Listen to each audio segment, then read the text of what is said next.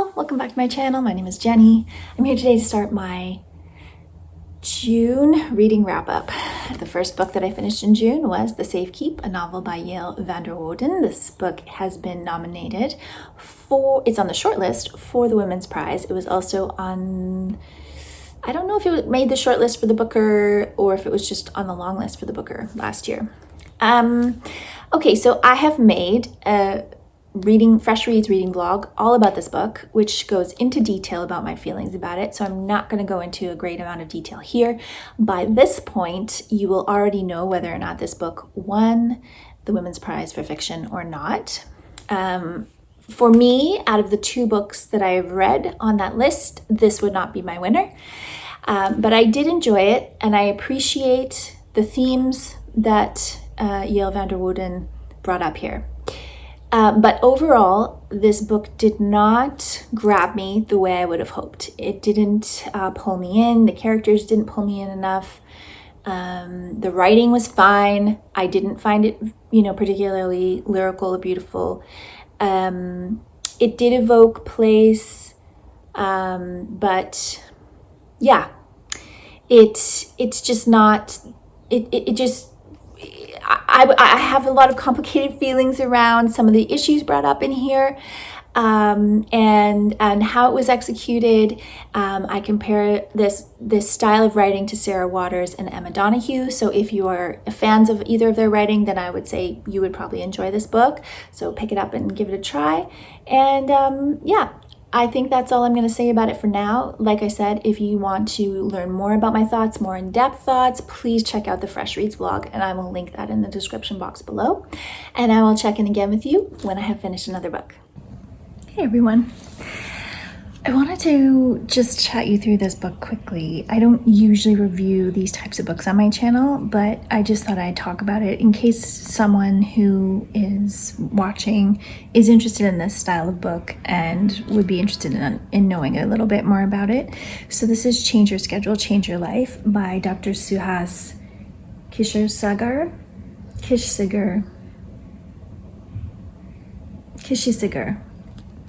I'm sorry that I'm saying your name poorly.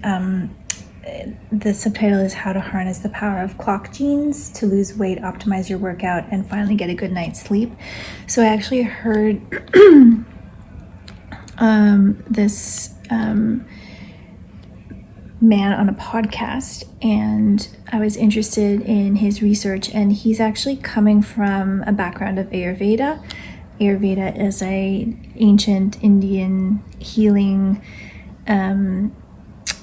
practice and lifestyle and science. And so the author is incorporating modern day science into the research here on basically, there's a lot of different things that are incorporated into, but it's an overall health thing. I wasn't really reading this because of weight loss, but more because of a kind of general change in lifestyle and trying to optimize my digestion, my sleep, and my health in general. So it was just a gathering. So basically this is about the circadian rhythm and how important it is to try to align your day to the circadian rhythm, being that you are awake when the sun is coming out and you are going to sleep when the sun, not exactly when the sun goes down, but you're going to sleep within a certain time frame in order to optimize your health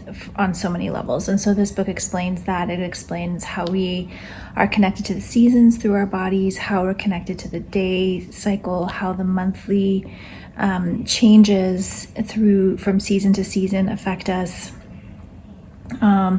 how our sleep is crucial for all of our healing and optimization of all of our organs and digestion, and how we eat and schedule our lives will manifest in our body in disease and unhappiness down the line. And so that's what this is about. I think it's a great book. I actually got this is a library copy, but I did order a copy for myself because There are some recipes in here. There's some quizzes in here that help you determine your body type, because one of the bases of Ayurveda is that everyone has a different body type, and if you are trying to function in a way that is suited but not suited for your body type, it will have repercussions. And so there's that schedule. There's how you sleep, how you eat, how you like to work out, because a lot of people struggle with maintaining exercise in their life.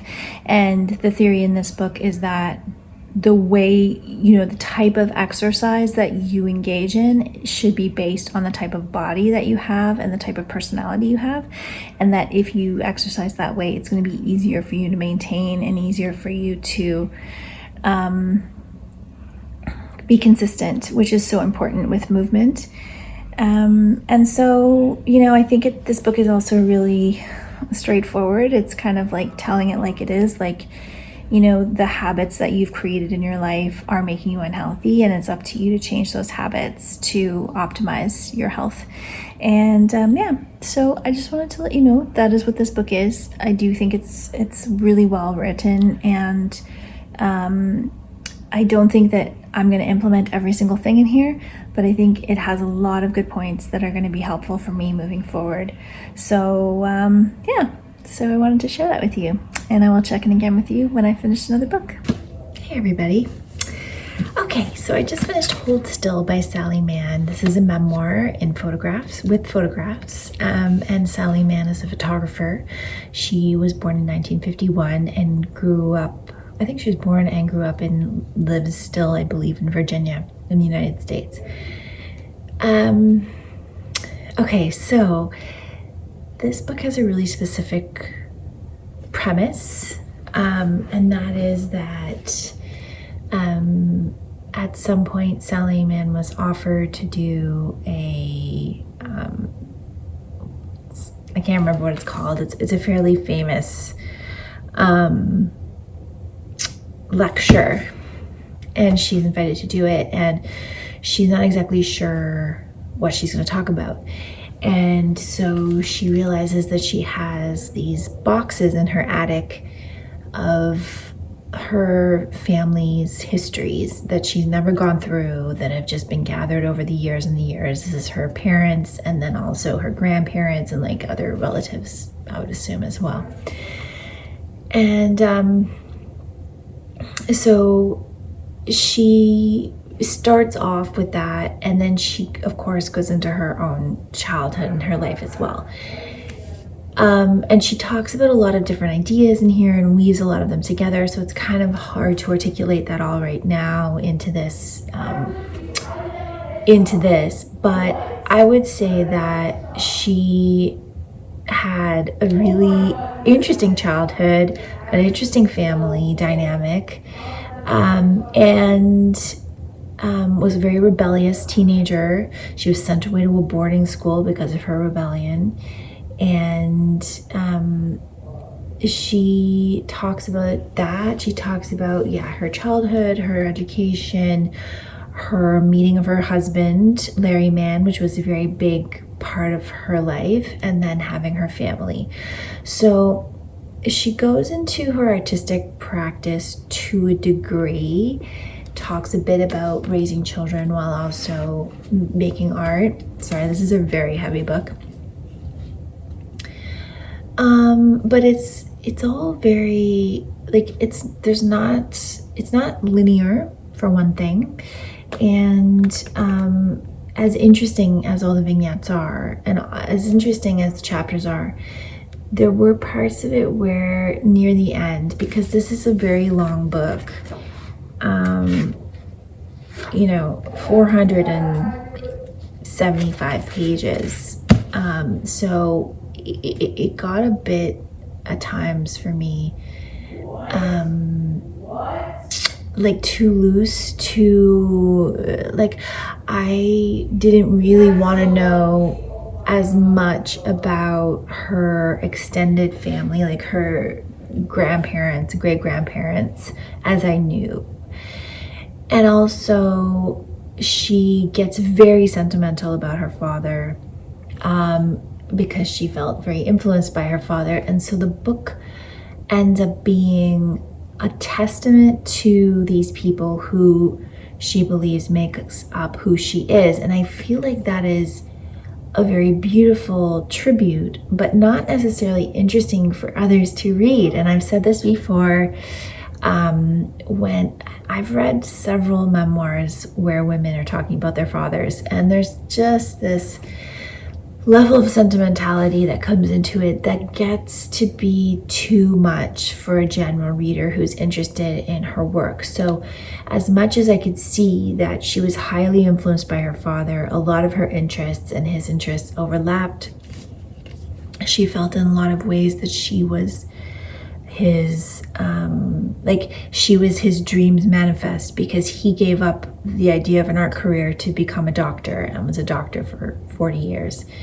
And so she feels that, she's somehow manifesting his dream. And so it all becomes very convoluted, and it causes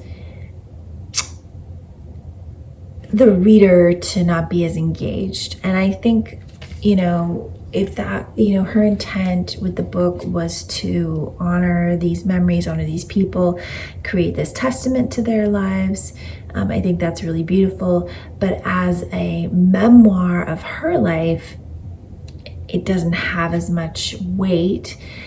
And she talks about her kids only in relation to the when they were growing up and she was photographing them, because that was a large part, like a 10-year part of her work, was creating the family portraits that she received a lot of flack for, because sometimes the children would be nude when she was photographing them. And how people get upset about nude photographs, and especially if they're nude photographs of children. So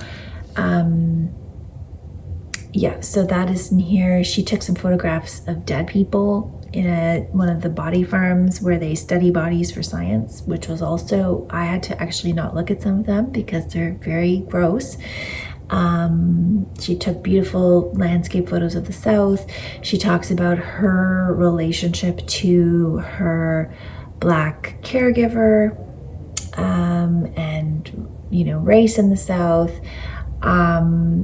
I thought that she did her best to explain the levels of complexity in those relationships. I don't know if she was able to really, get in there as much as she could have.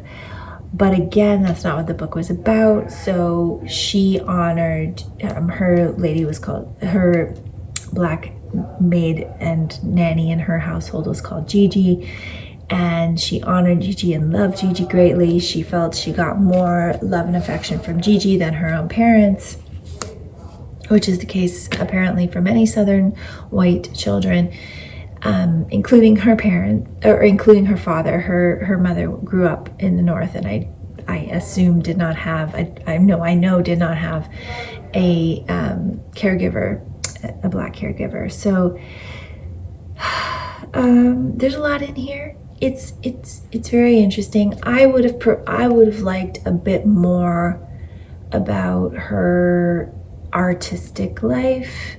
She talks about Cy Twombly a lot because she was very good friends with Cy Twombly, and Cy Twombly grew up in the same town as she lived in, and so they had a very deep connection. I know a lot about her. I feel like this book did tell me things about her, but I think what I would have preferred is if she would have focused more on herself, less on the other members of her family. I like some backstory with family, just not as much as was in this book. But like I said, really interesting. There's a lot of cool photos in this book. I thought, I really liked the fact that there were so many photos, because I think that because she's a photographer and because her father was a photographer, and it's a great way to kind of visually appreciate someone. So a little bit of trepidation there on saying that I loved it. I gave it 4 stars. I think it was very good, but certainly not as complete or as put together in a way that I appreciated completely. So that is Hold Still by Sally Mann. And I will check in again with you when I have finished another book. Hi all. So the next book I finished in the month of June was Theory and Practice by Michelle de Kretser. This was one of my fresh reads for June, and this book won the Stella Prize in 2025.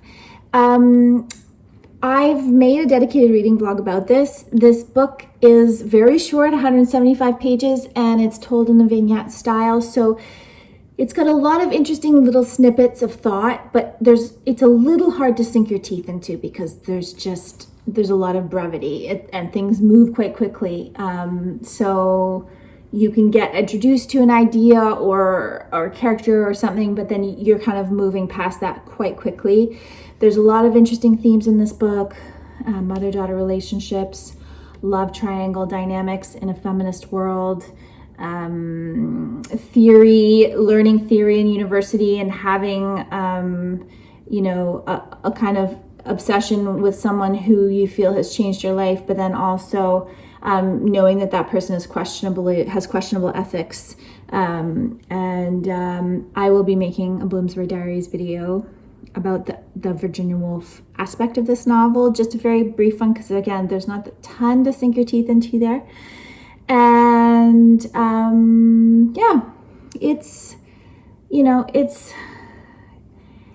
it's a little hard. It's not, if you want to, get my full thoughts on this, then you can watch the Fresh Reads reading vlog and learn a bit more about it there. But as I said in that vlog, it's such a brief book that it's kind of hard to have a lot to say about it. So those are my thoughts about Theory and Practice by Michelle de Kretser, and I will check in again with you when I have finished another book. Hi everyone.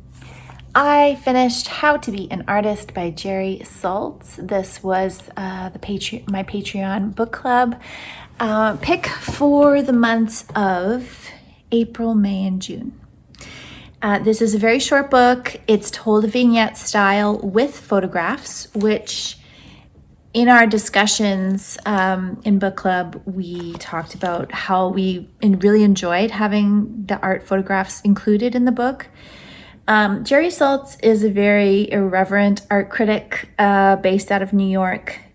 He came to being an art critic from a working class perspective, and he really takes a no-nonsense approach to talking about art and sharing about art, and he's become very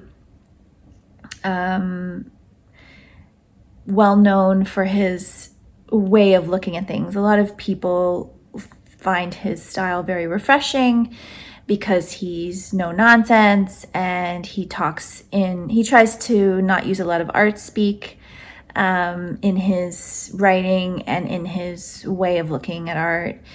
And this could be considered a little manual on how to keep your spirits up, things to not fixate on, things to keep in mind as you're approaching the art world. And I thought it was really nicely done. I think it's very readable. I mean, you could read this in one setting. This certainly is not a book you need to take 3 months to read. But, the way we approach book club in my book club is we want it to be as accessible to people as possible.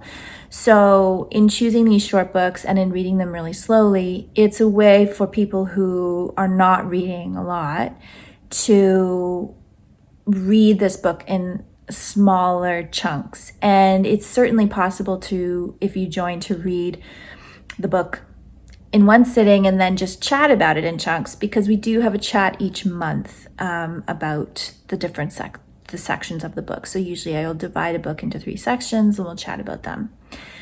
Sometimes there's more to chat about than others, and but really we just allow ourselves to contemplate the ideas that are brought forth in the book, and then kind of go from there. And so there were a lot of ideas that resonated with me in here. And I really liked in the last section, I really liked this quote that said, "Art is the simultaneous coexistence of change and stability. It is less an arrow than a plasma cloud, always with us, never the same." So, there's lots of, like I said, great little vignettes like that in here, but there's also some practical exercises. So if you're looking for a book to kind of help you to maintain your creativity, to get back to your creativity, to learn a little bit about art history, to just probe a little bit deeper into your practice, there are some really great little practical exercises in this book that I think are, not super involved, just something small and something easy that you could do if you wanted to reinvent or reinvigorate your creative practice. This was a good one. And our next read is going to be a short biography of Georgia O'Keeffe. So we're kind of switching it up a little bit. We read 2 books thus far that were about, maintaining your creativity, connecting with your creativity as an artist, being an artist. And now we're going to read a book about an artist. And so if you have any interest in becoming part of book club, then you can check out the link to my Patreon below.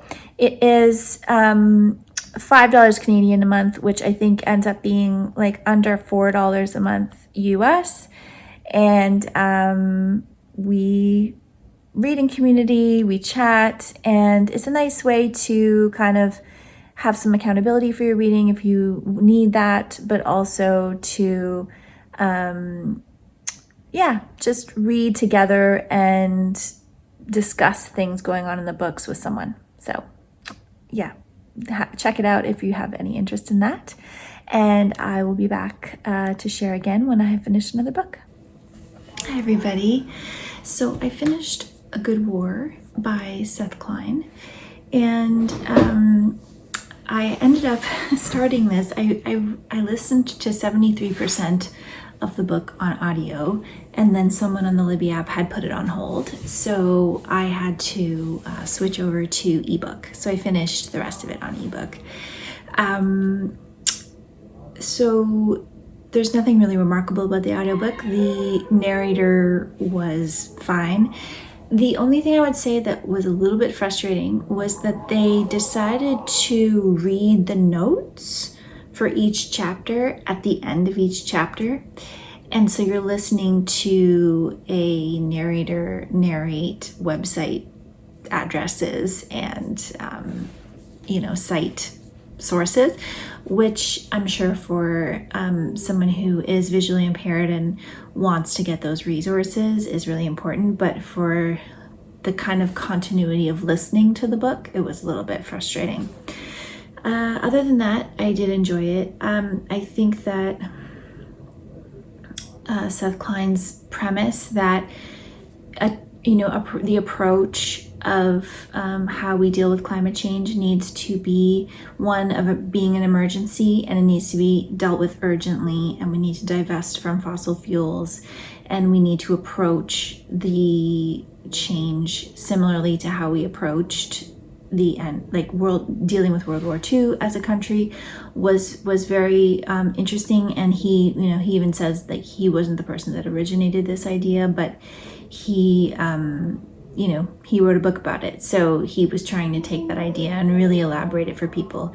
It was also interesting to learn more about the history of World War II's, the World War II mobilization in Canada. I didn't really know a lot about that, about the prime ministers who were dealing with it, the prime minister, and then the premiers, and then the different people that went into government to help, the type of crown corporations that were set up, the way they tried to handle it. And they also made a lot of mistakes, and he also outlines those. But yeah, it's a very positive book in a lot of ways, even though it's tackling something that's really monumental. He also wrote an epilogue because the book basically came out when COVID started.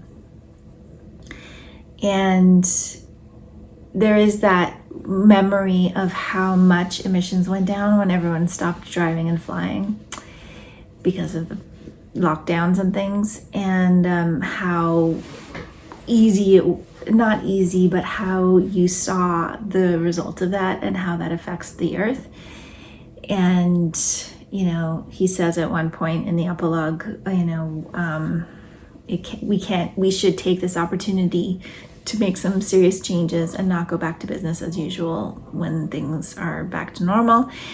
And obviously we have gone back to business as usual, and I would argue things feel often like they're going backwards. So not only in terms of climate action, but also in terms of human rights and social justice. So yeah, I think it's still a valid book to read now, because these ideas and like step-by-step processes are needed, and we have to continue to demand them. We have to continue to push for them. So for me, reading this book kind of exemplifies me re-entering into a dialogue with this work, and trying to figure out how to take more action in defense of the earth, and how to integrate that into my life, which is already busy with other things, but I feel like this topic is important enough. This is, our very survival depends on it. So I want to continue to try to, get it out there in the world, and increase my participation around learning about it, but also around doing something about it. So yeah, that is A Good War by Seth Klein, and I will check in again with you when I have finished another book. Hi all, good morning. I just finished Wild by Cheryl Strayed, and this was my second time reading this. And I have to say that the first time I read it, I thought this was a wonderful memoir. And the second time I read it, I loved it even more. So that was a really great outcome from rereading this book. So I can't remember the first time I read this, if I got it from the library or if I listened to it on audio. I don't think I did listen to it on audio. I must have gotten it from the library. And I found this copy either in a secondhand bookstore sale or a little free library. It's a wonderful, it's a pristine paperback copy. So I picked it up thinking, oh, it's a great book and maybe I'll reread it someday, or maybe I just like to have it on my shelves because I enjoyed it. And then when I reread this, I couldn't find anything about it that would have made it anything less than 5 stars to me. I don't think I gave it 5 stars the first time I read it though. So I also found that the first chapter of this book is probably one of the strongest first chapters of a memoir that I've ever read. I would say the first chapter is brilliant writing, just so compelling, so well put together. So I think one of Cheryl Strayed's qualities, one of her strengths as a writer, is her ability to be reflective on her own experience and to be self-deprecating, but not in a way that is self-indulgent, if that makes sense. She's just able to say what she needs to say and reflect on her life in a way that is just so not relatable necessarily, because a lot of the things that have happened to her did not happen to me, and but she just takes you into her experience with a lot of humility and a lot of grace, I would say. And I just really appreciated this whole book and rereading it, and being back there. So if you're not aware of what this book is about, when Cheryl Strayed was 26 years old, which was in about 1995, she undertook to walk the Pacific Crest Trail, which is a trail that runs all the way from Mexico up through California, Oregon, Washington to Canada's border.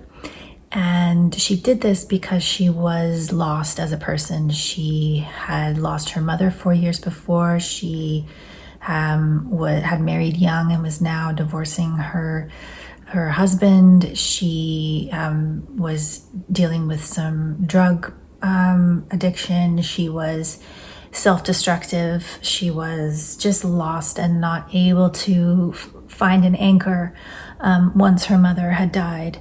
And I would say there was definitely some trauma in her life that she had not dealt with. And, you know, the process of walking the trail allowed her to find who she was going to be now, like who she was going to be grounded in after this big transition in her life.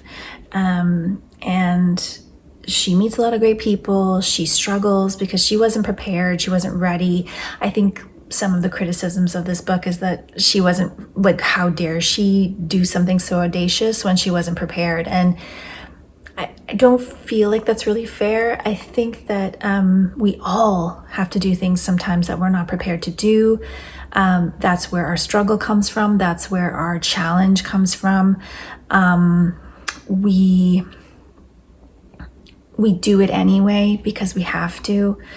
And that's the way she felt. She felt like she had to do this.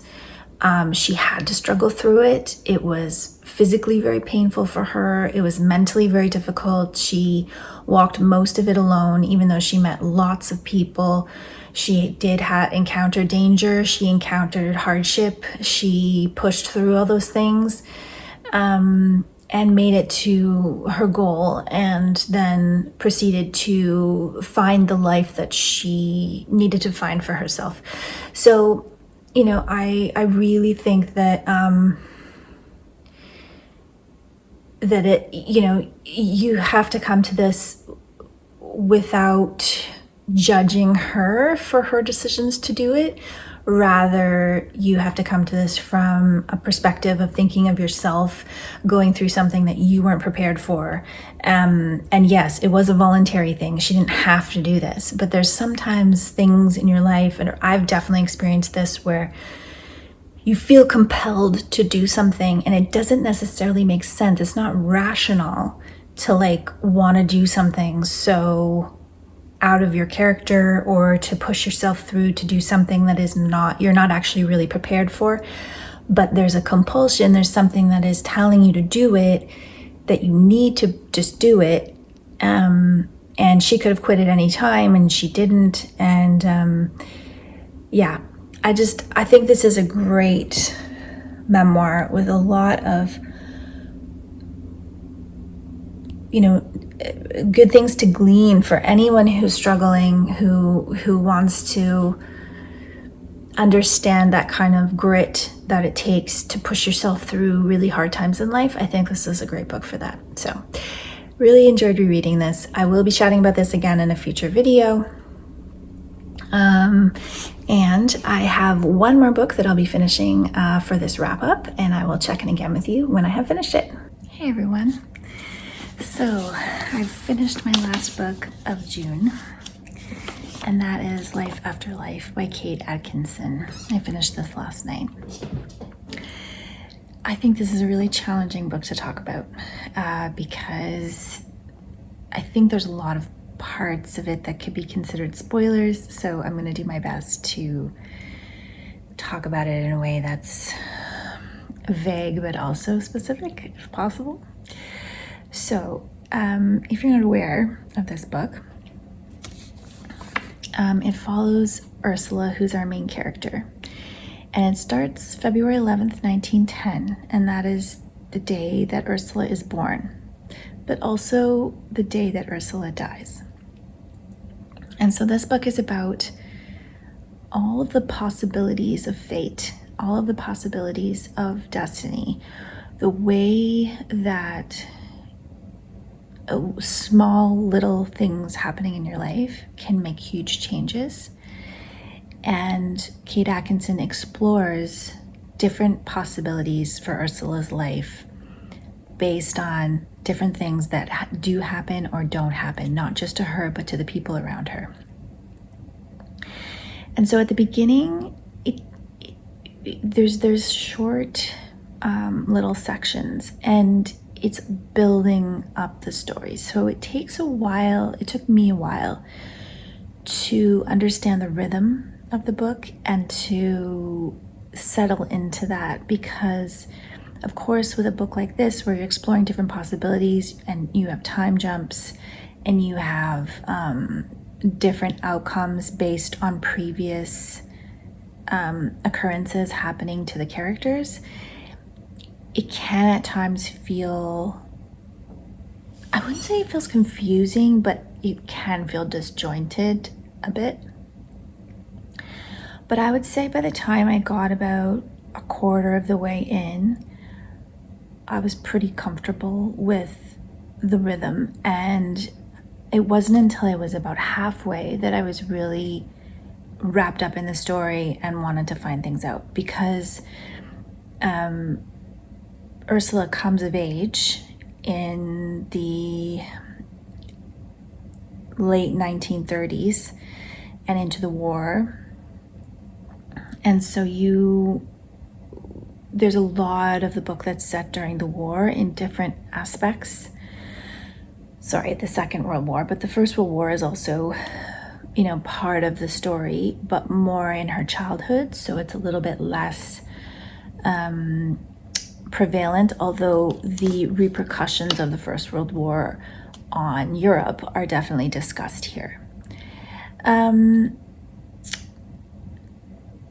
I was pretty invested in all the characters. I really liked the way Kate Atkinson developed the relationships between the characters, the mother-daughter relationship, the relationship with the siblings. As is often the case, a lot of authors will make these characters, their main characters in these types of family saga-esque novels, always downtrodden, always loners, always at odds with the rest of the family, and that wasn't the case here. It's a big family. There's lots of different people in it, and some of them get along very well and are very attached to each other, and some of them are less so. And so I thought that was shown and developed very well.